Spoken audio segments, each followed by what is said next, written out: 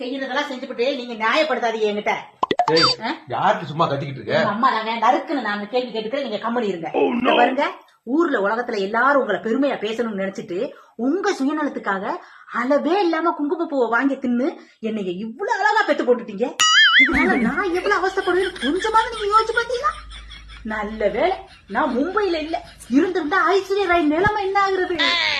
அவங்களுக்கு போட்டிய நான் பிறந்துட்டேன்னு அவங்க ரொம்ப ஃபீல் பண்ணிருக்க மாட்டாங்க.